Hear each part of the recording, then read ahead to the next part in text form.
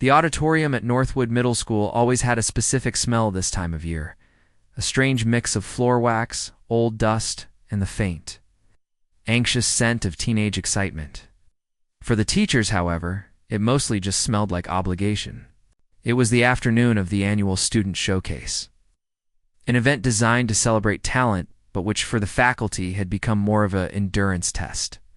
They sat in the slightly sticky plush seats of the front few rows, armed with styrofoam, cups of lukewarm coffee, and a shared, unspoken understanding that they were in for a couple of hours of, well, effort. In the third row, a history teacher with a well-worn tweed jacket and a face that looked permanently tired shifted in his seat. The chair let out a low groan of protest. He glanced at his colleague, a math teacher known for her sharp intellect, an even sharper red pen, who was meticulously grading a pile of what looked like algebra tests.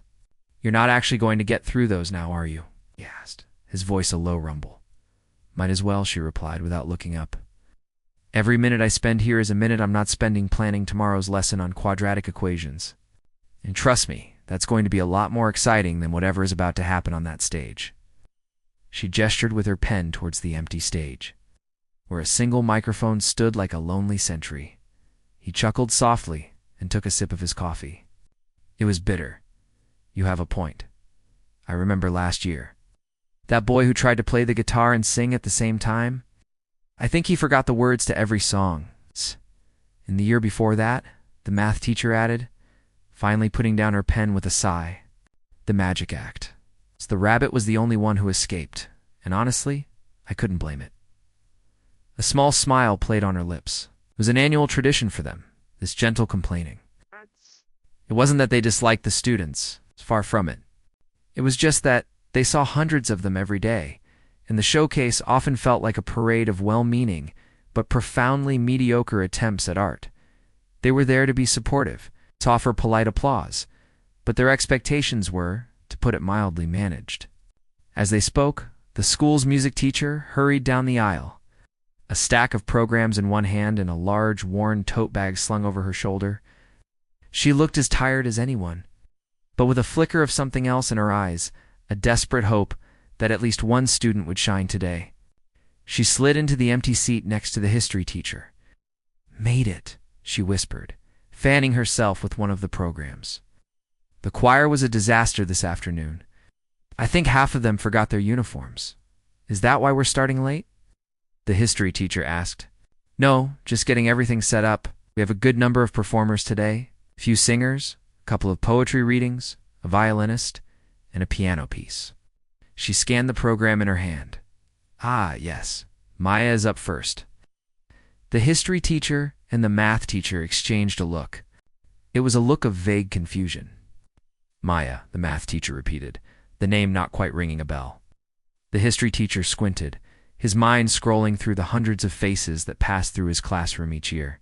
He pictured the loud ones, the troublemakers, the brainiacs who always had their hands up. But Maya? The name didn't bring an immediate image to mind. "You know," the music teacher said, sensing their blankness. "Quiet girl, 7th grade, very sweet. Always has her homework done on time. I didn't really narrow it down." The history teacher's mental search continued. He pictured the back rows of his class, the clusters of kids who were quiet. There was one girl always sitting by the window, doodling in her notebook. She was small for her age, with dark hair that she often kept tucked behind her ears. She never raised her hand, but when he called on her, she always knew the answer. Her voice was so soft he sometimes had to ask her to speak up. Was that her? Maybe it was hard to say for sure. She was the kind of student who did her work, got decent grades, and caused absolutely no trouble. She was a background character in the busy, chaotic movie of middle school life. "Oh, I think I know who you mean," the math teacher said slowly, a picture finally forming in her own mind. "In my 5th period class, she's good with numbers, but she never participates in group discussions. She just exists." "Exactly," the music teacher said, a little too brightly. "Well, she's been taking piano lessons for a few years, and she asked if she could play. I heard her practicing once in the music room after school. She has a very nice feel for it. A gentle touch," is the way she said it. A nice feel, a gentle touch. didn't exactly inspire visions of a virtuoso. It sounded like the kind of polite, encouraging thing a teacher says about any student who shows the slightest bit of interest. It was the equivalent of saying a child's messy finger painting had lovely colors. It was kind, but not a ringing endorsement. The history teacher nodded, his mental image of the quiet girl now solidifying. He could easily picture her at the piano, playing some simple, plodding melody. It would be fine, it would be sweet, it would be the perfect, gentle start to an afternoon of well-intentioned but forgettable performances. "Well, that's nice of her to volunteer," he said, his tone settling back into its usual state of calm resignation. The math teacher picked up her pen again, though she didn't start grading. As long as she doesn't try to sing while she plays, we should be off to a good start. The three of them shared a quiet, knowing chuckle. It was the kind of humor that kept them going, a small bond built over years of school assemblies and staff meetings. The lights in the auditorium began to dim, and the low chatter of the few students and parents who had gathered began to fade. The principal, a man with a wide, practiced smile, walked onto the stage and approached the microphone. He tapped it twice, producing a loud thud that echoed through the room. "Welcome, everyone, to our annual student showcase," he boomed, his voice full of an enthusiasm that seemed to defy the general mood of the faculty. "We have some wonderful performances for you today, all from our very own talented students here at Northwood." In the front row, the history teacher leaned back in his squeaky chair, his hands folded over his stomach. He was ready, was prepared to be amused, to be charmed, and ultimately to be a little bored. He thought of the quiet girl Maya, the one who was so easy to overlook. He imagined her small hands on the piano keys, playing a simple tune. It would be a nice, harmless way to start the afternoon. He had no idea that in just a few moments his idea of who this girl was and what she was capable of would be completely and utterly shattered. The room was about to be silenced, not by a lack of sound, but by a flood of it. The principal's voice boomed through the auditorium, a practiced blend of cheerfulness and authority that he had perfected over years of school assemblies. He spoke of courage, of creativity, of the wonderful community they had built at Northwood Middle School. He used words like nurture and potential. And for the teachers in the front row, these words had become the background music to their lives. They were good words, important words, but they had heard them so many times they had started to lose their meaning. The history teacher found himself studying the pattern of water stains on the ceiling tiles, wondering if one of them looked slightly like a map of Europe. The math teacher, having given up on grading for the moment, was now softly tapping her foot, already anticipating the rhythm of the afternoon, a performance, some polite applause, a pause, and then the next one. And so, to begin our showcase, the principal continued, his smile widening as he looked down at his notes. "Our first performer is a 7th grader who will be playing a piece on the piano for us. Please give a warm welcome to Maya." The name hung in the air for a second. A few scattered, polite claps came from the small audience. In the third row, the teacher's attention shifted from their own thoughts to the crowd. They watched as a small figure rose from a seat near the back. It was her, the girl from the hallway, the quiet one from their classes. She moved slowly, almost hesitantly, as if she wasn't quite sure the principal was actually talking to her. She was wearing a simple blue dress and a pair of clean but worn-out sneakers. As she started the long walk down the aisle towards the stage, the history teacher leaned over to the math teacher. "Well, there she is," he whispered, a note of finality in his voice. "Let's hope she remembers to bow." Maya's walk seemed to take an eternity. The auditorium lights, usually dim and unflattering, felt especially bright as they illuminated her path. She kept her eyes fixed on the stage, her small hands clasped tightly in front of her. She didn't look at the audience, or the teachers, or anyone. She just walked. With each step, her smallness became more apparent. She was a tiny ship sailing across a vast, creaky sea of a floor. The sound of her sneakers squeaking softly was the only noise in the room, a faint, rhythmic protest against the heavy silence. When she finally reached the stage, she had to climb up a small set of steps that seemed a little too big for her legs. She disappeared behind the heavy crimson curtain for a moment, and then reappeared in the center of the stage, under the bright spotlight. And there it was, the source of the amusement. Next to her stood the school's grand piano. It wasn't just any piano. It was a large, sleek, black behemoth that had been donated years ago by a wealthy alumni. It was a beautiful instrument, with a polished finish that reflected the stage lights like a dark mirror. It looked like it belonged in a grand concert hall, being played by someone in a tuxedo or a ball gown. Next to this majestic instrument, Maya looked like a child who had wandered into the wrong room. The piano could have swallowed her whole. A few of the teachers in the front rows couldn't help but let out soft, amused smiles. It was just such a comical sight. The history teacher chuckled quietly, a genuine warm sound. "Now that's a picture," he murmured to his colleague. The math teacher had a small grin on her face, her analytical mind taking in the sheer scale of the contrast. "The ratio of performer to instrument is not ideal," she whispered back, her dry wit earning another chuckle from the history teacher. Maya approached the bench, a simple wooden stool that looked equally outsized for her. She had to climb onto it, hoisting herself up with a little hop. Once she was seated, her feet dangled in the air, a good 6 inches above the pedals. It was a charming, slightly awkward detail that only added to the overall impression of adorable incompetence. The music teacher, however, watched with a different kind of focus. She saw the nervousness. Yes. But she also saw the way Maya's back straightened slightly as she sat. The way she took a moment to settle herself, as if grounding herself. She felt a small pang of protectiveness. Just give her a chance, she thought, shooting a subtle, slightly annoyed look at her chuckling colleagues. From her tote bag, Maya pulled a single piece of sheet music. The history teacher and the math teacher, their curiosity piqued, craned their necks to get a better look. From their angle, they could see it clearly. It wasn't a sheet of complex, crammed notes, the kind you'd see in a book of classical sonatas. It wasn't a professional copy at all. The notes were large and well-spaced, and there was a colorful, cartoonish illustration of a smiling sun in the top corner. It looked, for all the world, like a page from a children's first-year piano book. The kind of book that taught Twinkle, Twinkle, Little Star.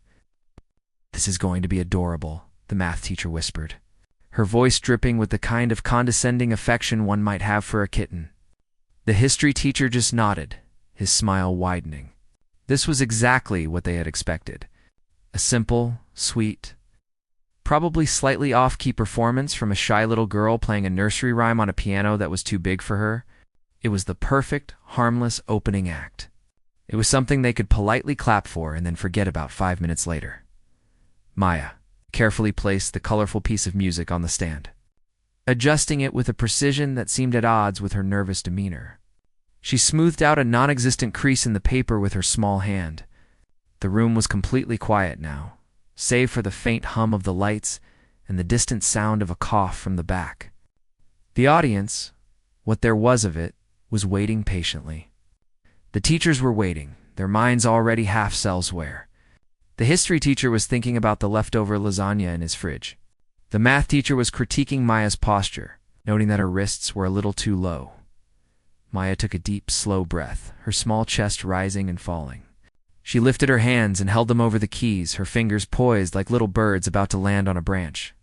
They were slender and delicate, the hands of a child, not a concert pianist. The entire scene was set. The shy girl, the giant piano, the simple music. The teachers were amused. The audience was ready to be charmed. The room was filled with a gentle, unspoken expectation of something simple and sweet. No one was prepared for what was about to happen. As her fingers finally came to rest on the cool ivory keys, the world held its breath, waiting for a simple melody. It had no idea it was about to be shaken to its core.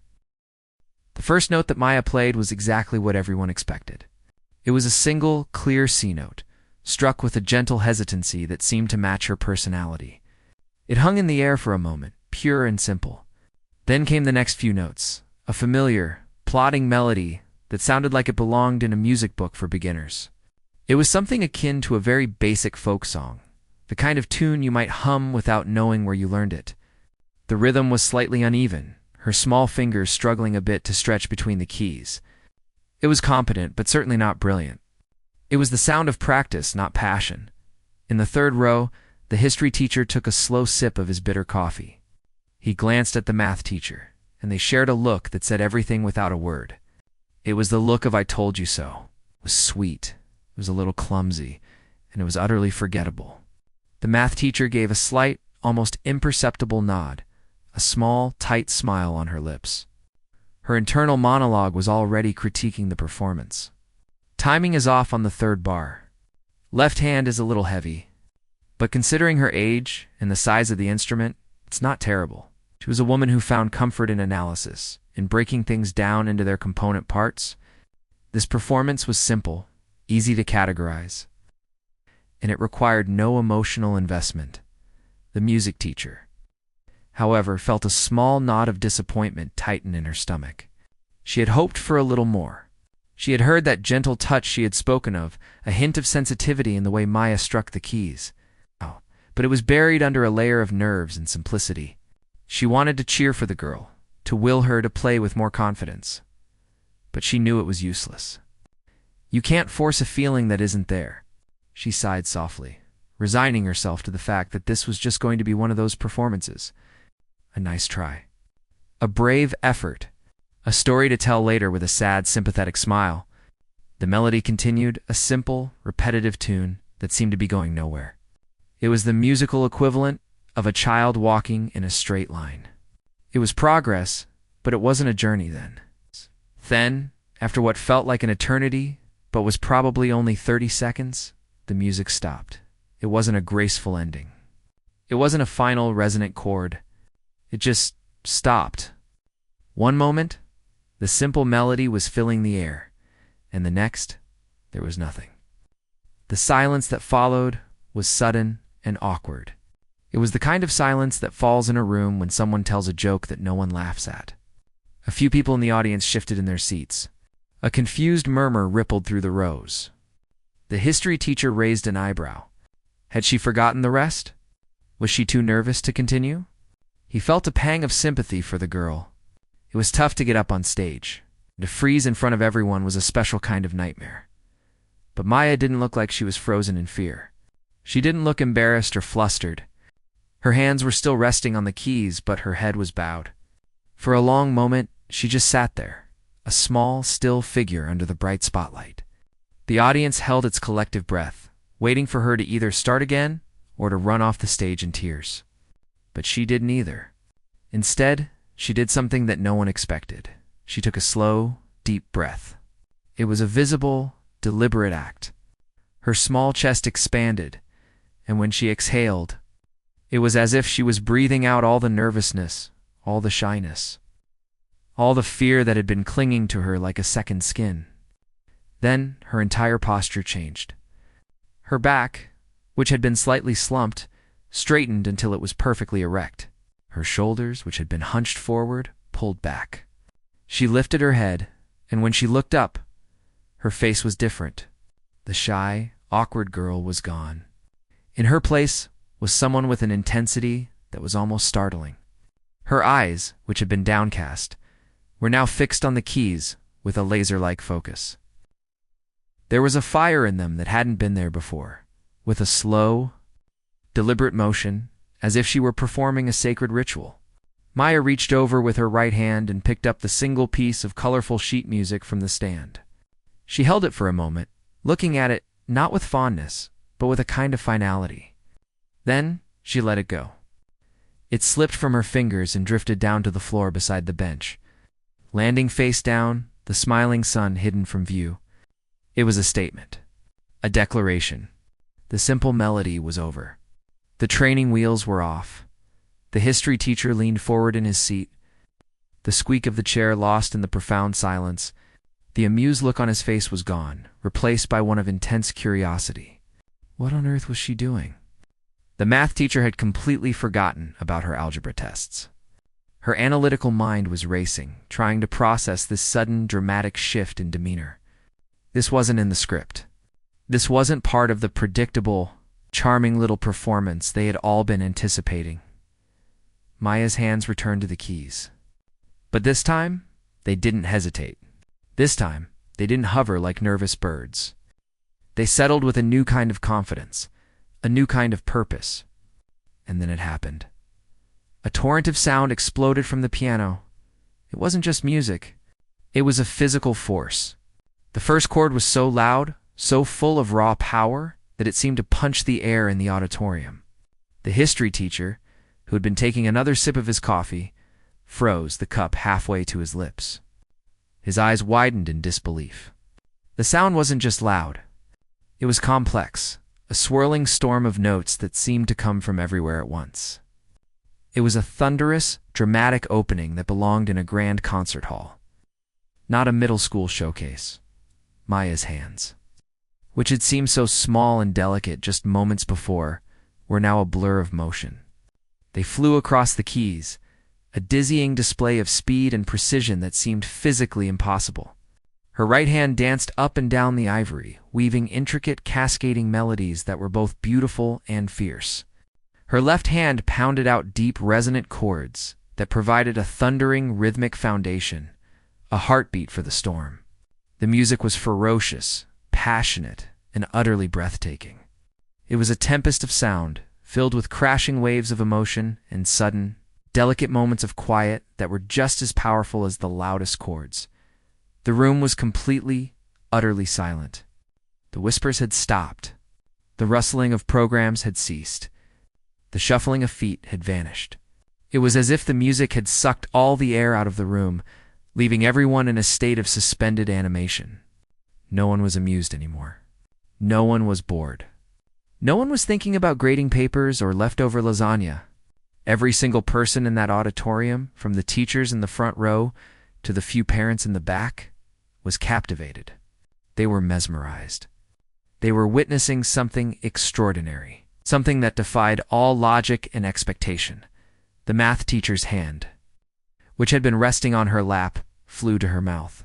Her sharp, analytical mind had gone completely silent. There were no components to break down, no flaws to critique. There was only the music. It was an overwhelming emotional force that bypassed her intellect and spoke directly to her soul. She felt a shiver run down her spine, and her eyes began to well up with tears she couldn't explain. The history teacher had finally lowered his coffee cup, his hand trembling slightly. He was staring at the stage, his mouth slightly agape. He wasn't just watching a girl play a piano anymore. He was watching a force of nature, a tiny vessel for a colossal, breathtaking talent. The question in his mind was no longer, "Who is this girl?" but "What is this girl?" The music filled every corner of the room, demanding and receiving absolute, rapt attention. It was a story being told without words, a tale of struggle and triumph, of sorrow and joy, all pouring out of the small, determined figure at the piano. The room wasn't just silent. It was silenced, held captive by a sound so profound it changed everything. The silence that fell over the auditorium was not an empty silence. It was a heavy, thick, vibrating silence, filled with the ghost of the sound that had just exploded from the piano. It was the kind of quiet that descends in the aftermath of a lightning strike, when the air itself seems to hold its breath, charged and waiting. The music that followed was not a melody.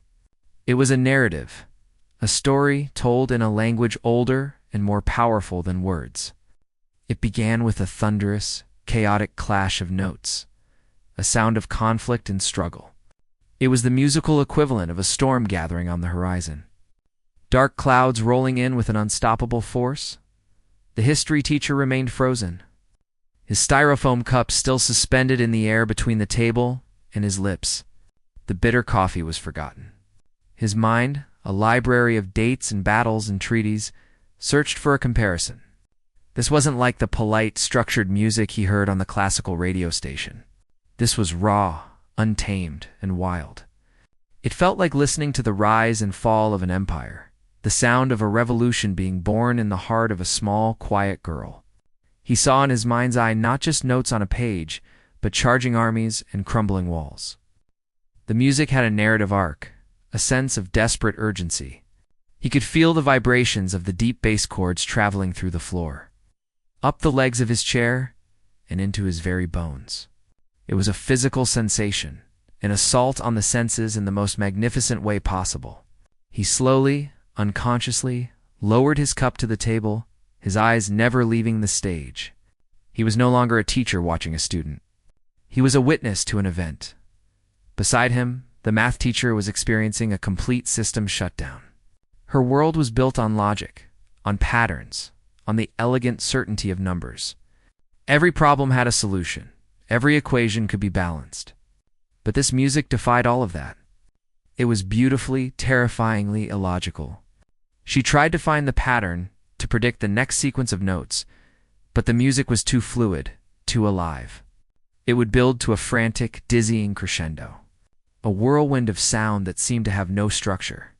And then, in a heartbeat, it would drop away into a single, hauntingly beautiful note that hung in the air like a question. It was the sound of chaos and order coexisting, a paradox she couldn't solve. And for the first time in a very long time, she didn't want to solve it. She just wanted to feel it. The tears that had welled in her eyes now spilled silently down her cheeks. She wasn't sad. She was overwhelmed. It was like staring into the heart of a star, a brilliant, terrifying, and beautiful force that was too vast for her to comprehend. Her analytical mind had surrendered, and in its place was a raw, unfiltered emotional response that felt both alien and profoundly human. The music teacher, who had been Maya's only advocate in that room, felt a strange mix of pride and utter astonishment. She recognized the technical difficulty of what Maya was doing. She saw the way the girl's left hand, which had struggled to find a simple chord just moments before, was now flying across the lower keys with a speed and accuracy that should have been impossible for someone with her handspan. She saw the intricate cross rhythms, the complex harmonies, the sheer physical stamina required to maintain such a ferocious pace. But what truly stunned her was the expression on Maya's face. It wasn't a look of concentration, not in the way a student concentrating on a test looks. It was a look of complete immersion. Maya wasn't playing the piano. She was inside the music. Her eyes were closed now, her head tilted slightly to the side, as if she were listening to a voice only she could hear. Her body swayed with the rhythm, a small, subtle motion that connected her to the instrument in a way that went beyond the mechanical pressing of keys. She was a conduit, a channel for something much larger than herself. The music teacher had taught hundreds of students over the years, but she had never seen anything like this. This was not a skill that could be taught in a weekly lesson. This was a gift, a rare and terrifying talent that had been hiding in plain sight. As the piece progressed, the initial storm of sound began to change. The frantic, chaotic energy softened, giving way to a more melancholic and intricate passage. The thunderous chords were replaced by a series of delicate, cascading notes that fell like gentle rain. The mood shifted from one of epic struggle to one of deep personal sorrow. It was a quiet, intimate moment in the middle of the storm. And it was in this quiet that the true power of the performance was revealed. The silence in the auditorium deepened. If the loud parts had commanded attention, this quiet part demanded it. It was so fragile, so beautiful, that no one dared to breathe too loudly for fear of breaking the spell. The history teacher found himself thinking of old letters, of soldiers writing home from a distant war, of goodbyes whispered in the dark. The math teacher's quiet tears continued to fall, her heart aching with a beautiful, nameless sadness. The music was speaking to each of them in a different language, but the message was the same. This was real. This was truth. And then, just as subtly as it had begun, the quiet passage started to build again.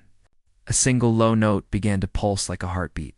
Another voice joined it, then another, weaving a new, more complex melody.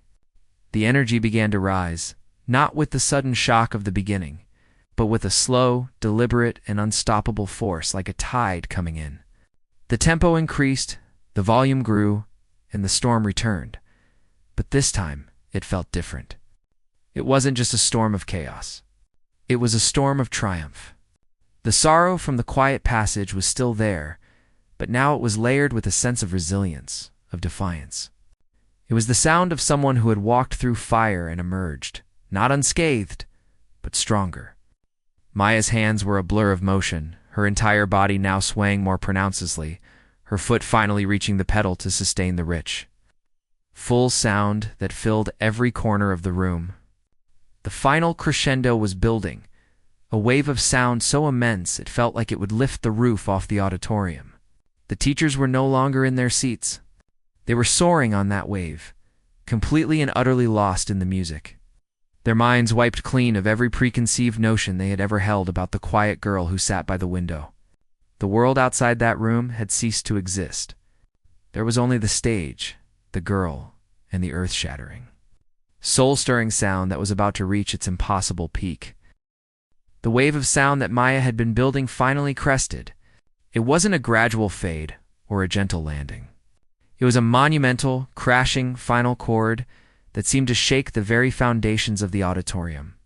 It was a sound of absolute finality, a declaration of triumph that was so immense, so all-encompassing that it felt like the end of the world. The notes hung in the air, a thick, vibrating tapestry of sound that seemed to have a physical weight. And then, as the last vibration of the strings inside the grand piano began to decay, something truly remarkable happened. The sound didn't just disappear. It was absorbed by the silence. The silence that followed was the most profound sound any of them had ever experienced. It was a heavy, sacred living thing.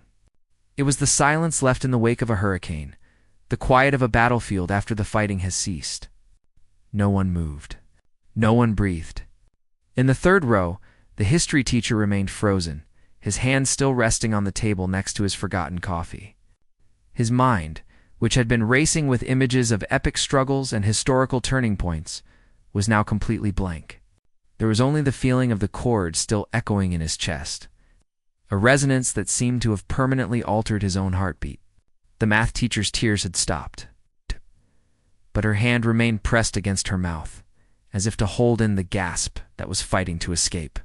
Her logical mind, which had surrendered during the performance, was now slowly coming back online, but it had no framework for what it had just experienced.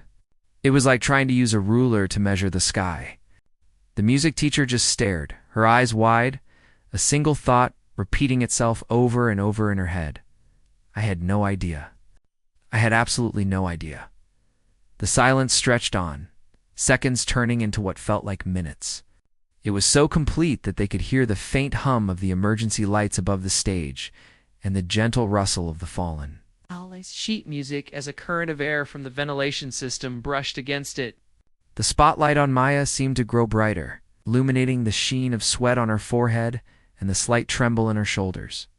Her hands were still resting on the keys, her head bowed. The powerful, confident musician had vanished, and in her place was once again a small, exhausted girl. The transformation was as sudden and as jarring as the one that had started it all. Then, from the very back of the auditorium, a single sound broke the spell. It was the sharp, distinct clap of a pair of hands. It was loud in the quiet, a gunshot of appreciation that made several people jump. It was a sound of someone who could no longer contain what they were feeling. Someone who was not bound by the polite conventions of a school audience. That single clap was the crack in the dam. Another person joined in, then another and another. The sound began to build not as a polite ripple, but as a roar. It started in the back and swept forward, a tidal wave of sound that grew in volume and intensity with every passing second. People were on their feet now, not just clapping, but cheering. The sound was no longer just applause. It was an eruption of pure, unadulterated awe. It was a release of all the tension, all the emotion, all the sheer disbelief that had been building in the room. Within moments, the entire audience was standing, the roar of their ovation filling the space where the music had just been. It was a deafening, thunderous sound, a wall of noise that was a testament to the power of what they had just witnessed. On stage, Aya flinched slightly at the sudden explosion of sound. She slowly lifted her head, her eyes wide with a look of dazed confusion, as if she had just woken up from a dream. She saw the standing crowd, the cheering faces, and a deep blush spread across her cheeks. She seemed to shrink back into herself, the overwhelming force of the audience's reaction making her feel small again. She quickly stood up on the bench, gave a small, awkward, almost panicked bow, and then practically scrambled off the stage, disappearing behind the heavy curtain before the ovation had even begun to subside. As she walked down the side aisle of the auditorium, heading back to her seat, the atmosphere around her had completely changed. The few students who were sitting near her didn't just see the quiet girl from math class anymore. They stared at her with a mixture of reverence and disbelief, parting to let her pass as if she were royalty. She kept her head down, her face still burning with embarrassment. But she walked with a little more purpose than she had on her way to the stage. The world hadn't changed, but her place in it, at least for today, had been irrevocably altered. In the front row, the teachers were slowly coming back to life. The history teacher finally picked up his coffee cup, his hands still trembling slightly. He looked at the math teacher, who was slowly lowering her hand from her mouth. Their eyes met, and in that shared glance, a whole new understanding passed between them. There were no words. There didn't need to be. The cynical, world-weary armor they both wore had been shattered. And they were looking at each other as seeing one another for the first time. The history teacher turned to the music teacher, his voice a hoarse whisper. "What? What was that?" he asked, the question full of a genuine, childlike wonder. The music teacher could only shake her head, her eyes still wide with astonishment. "I don't know," she breathed. "I've never heard that piece before. I don't think it's in any book. I think she wrote it." The idea was so staggering, so impossible, that it hung in the air between them. This quiet, invisible seventh grader hadn't just performed a difficult piece. She had channeled something from deep within herself, something so complex and profound that it sounded like it had been composed by a master who had lived a lifetime of joy and sorrow. The history teacher was already on his feet, pushing past his colleagues to get to the principal, who was standing in the aisle, clapping enthusiastically with a look of complete shock on his face. The history teacher grabbed his arm, his words tumbling out in a rush. "We have to do something," he said, his voice urgent. "That girl, that was. We can't just let that go. We have to find her a real teacher, a real piano. We have to." The principal, still trying to process what he had just seen, could only nod. His usual practiced smile replaced by a look of genuine concern and excitement. The history teacher, a man who usually couldn't be bothered with anything beyond his own classroom, was now on a mission. The performance hadn't just entertained him. It had ignited a fire in him. The math teacher remained in her seat for a long time. Even after most of the crowd had started to thin out, she looked down at her own hands, the hands that held a red pen and wrote equations on a whiteboard. She thought about the hundreds of students she taught every year, the faces that blurred together, the names she struggled to remember. She thought about the quiet ones, the ones who just existed. She had always seen them as data points, as numbers on a chart. But today, she had been shown in the most explosive way possible that inside every one of those quiet, unassuming faces could be a storm, a universe of complexity and beauty that she couldn't even begin to imagine. She wasn't just a math teacher anymore. She was a witness to a miracle, and she knew, with a certainty that settled deep in her bones, that she would never look at her students the same way again. The room had been silenced by a flood of sound, and in that silence, new reality had been born for everyone who was lucky enough to be there to hear it.